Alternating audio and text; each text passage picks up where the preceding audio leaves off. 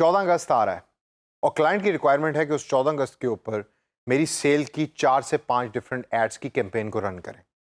अब एक तो तरीका यह है कि आप डिफरेंट पोस्ट करें अपने फेसबुक पेज पे और वहां से आप उस पोस्ट को बूस्ट करें। लेकिन दूसरा तरीका है जो प्रॉपर प्रोफेशनल तरीका है एडवर्ड्स के थ्रू कैंपेन को क्रिएट करने का।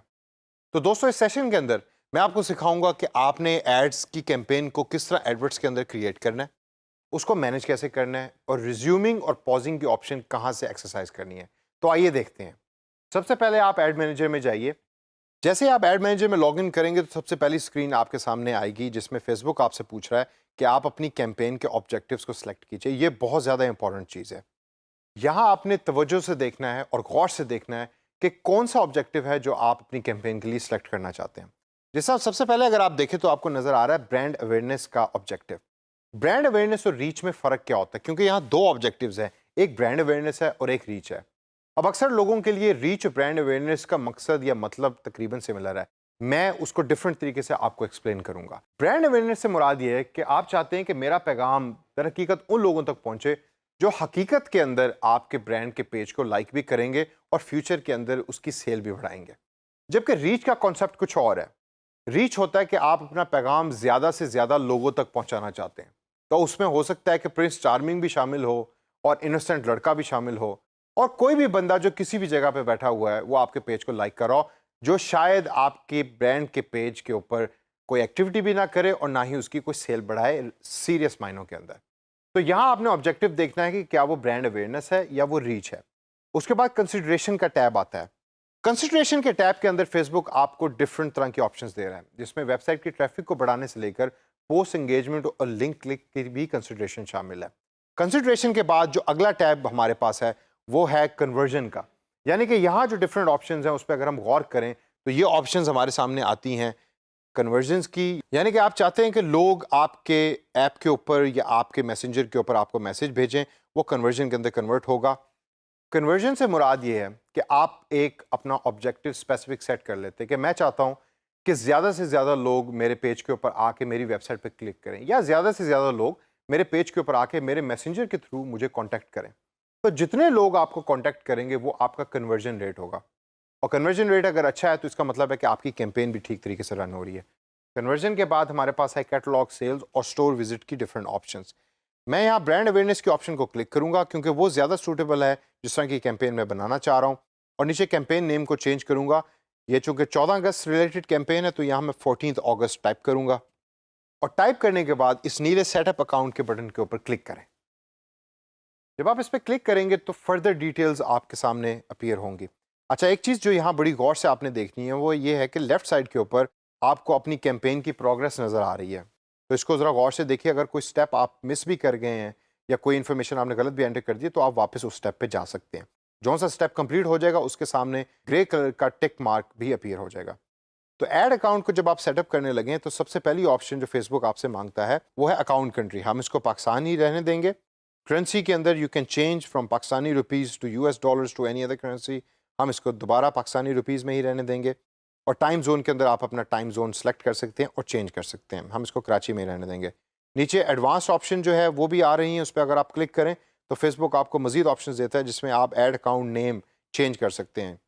हम इसको ऐसे ही छोड़ेंगे और यहाँ से कंटिन्यू के इस नीले बटन पर क्लिक करेंगे और अगले स्टेप के ऊपर जाएंगे क्योंकि तमाम इन्फॉर्मेशन करेक्ट है। अब सबसे टॉप के ऊपर आता है add set name. Ad set से मुराद ये है कि हो सकता है एक ही कैंपेन में आपने 4 डिफरेंट तरीके की एड्स चलाई हैं, जिनमें से 2 एड्स किसी एक मौजू पे हैं और बाकी 2 एड्स किसी और मौजू पे हैं। तो 2 एड सेट्स बनेंगे, दोनों एड सेट्स के नाम आप तब्दील भी कर सकते हैं। यहाँ मैं एड सेट का नाम रखूँगा ए और नीचे ऑडियंस में देखते हैं कि ऑडियंस में फेसबुक हमें क्या बताता है। सबसे पहले तो क्रिएट न्यू ऑडियंस के अंदर कस्टम ऑडियंस का बटन है जिसके अंदर फेसबुक आपको कुछ इन्फॉर्मेशन भी दे रहा है और सजेशन भी दे रहा है। ऑडियंस सेलेक्ट करना बहुत ही ज़्यादा इंपॉर्टेंट है। अगर आपकी ऑडियंस ठीक तरीके से सेलेक्ट होगी तो आपका मैसेज भी सही लोगों तक पहुंचेगा। अगर आप लोकेशन की हेडिंग के सामने देखें तो आपको नज़र आ रहा है everyone in this location is included. यानी कि नीचे पाकिस्तान सेलेक्ट हुआ हुआ है तो जो जो पाकिस्तान में रहते हैं आपका ऐड उन लोगों तक पहुंचेगा। मैं चाहता हूं कि मेरा ऐड उन लोगों तक पहुंचे कि जो पंजाब और सिंध में रहते हैं, क्योंकि बलूचिस्तान और KPK के लिए मैं एक अलग ऐड सेट बनाऊंगा। तो यहाँ मैं लिखूंगा पंजाब और नीचे दी हुई ऑप्शंस में से सिलेक्ट करूंगा।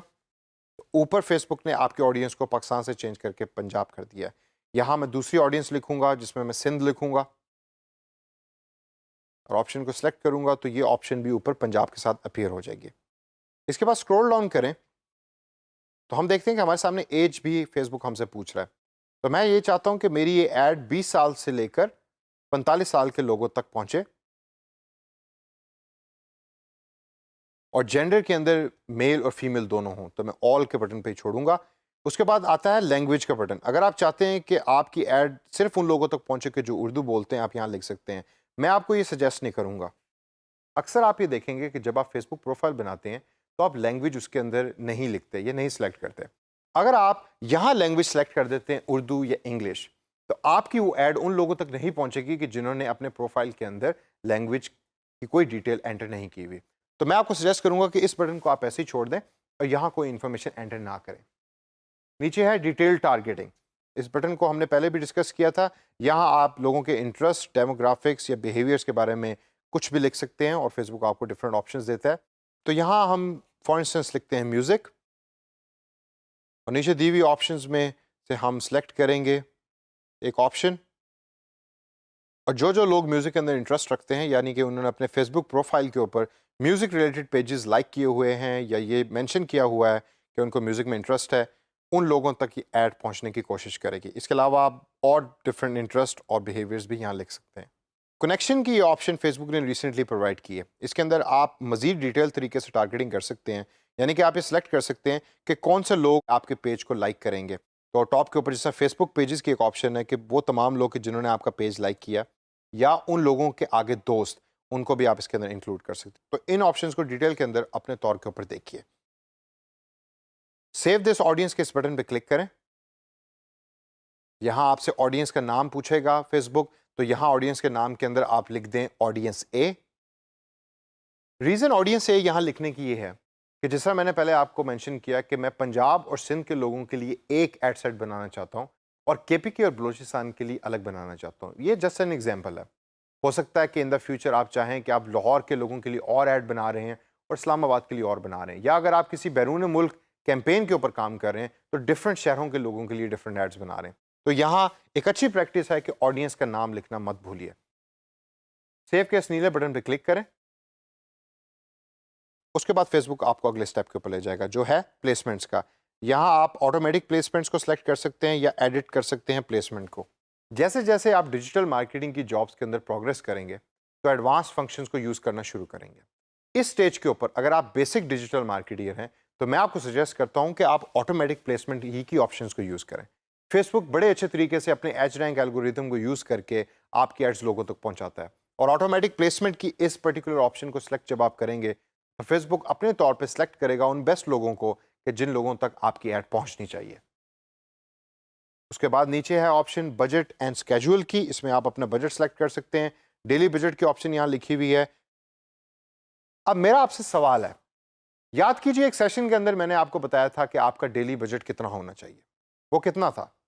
जी हाँ, जो खाने वाले में लड़का बैठा है उसने बिल्कुल सही जवाब दिया, 150 रुपए। आप 150 रुपए से शुरू करें और ऊपर की तरफ जाएं। आप 200 भी कर सकते हैं, 1000 भी कर सकते हैं, 500 भी कर सकते हैं।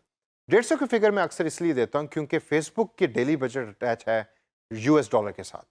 यूएस डॉलर की कोई फिक्स अमाउंट नहीं है, कभी वो 100 रुपए का है तो कभी 110 रुपए का है।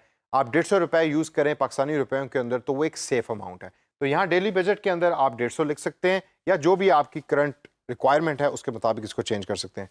अभी लिखा हुआ है 525, हम इसको चेंज करके 200 कर देते हैं यहाँ। उसके बाद नीचे देखें तो स्केड्यूल के बारे में फेसबुक हमसे पूछ रहा है। यहाँ फेसबुक आपको दो ऑप्शन दे रहा है।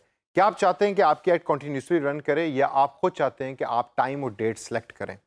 जब आप एडवांस कैंपेन्स पे काम कर रहे होंगे तो टाइम और डेट बहुत मैटर करेगा। इस स्टेज के ऊपर मैं आपको सजेस्ट करूंगा कि जब आपने कैंपेन को शुरू करना है तो आप सिर्फ स्टार्टिंग पॉइंट और उसका एंडिंग पॉइंट डिसाइड कर लें और उस कैंपेन को कंटिन्यूसली रन होने दें। तो हम इधर कंटिन्यूसली के इस बटन के ऊपर क्लिक करेंगे और उसके बाद देखते हैं कि और ऑप्शन हमें फेसबुक क्या देता है।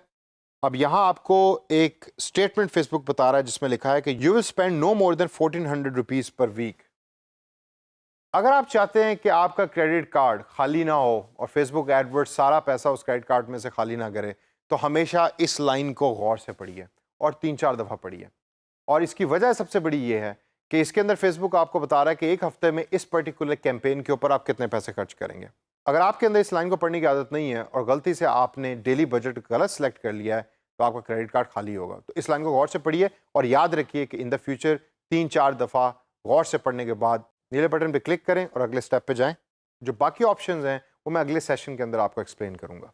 उसकी वजह यह है कि मैं नहीं चाहता कि एक ही सेशन के अंदर आप इतनी ज़्यादा ऑप्शंस के ऊपर काम करें। तो सबसे पहले जिन चीज़ों के ऊपर आज हमने इस सेशन में लर्न किया है उसको जाके प्रैक्टिस करें और देखें कि आप उसको किस तरीके से बेहतर मास्टर कर सकते हैं।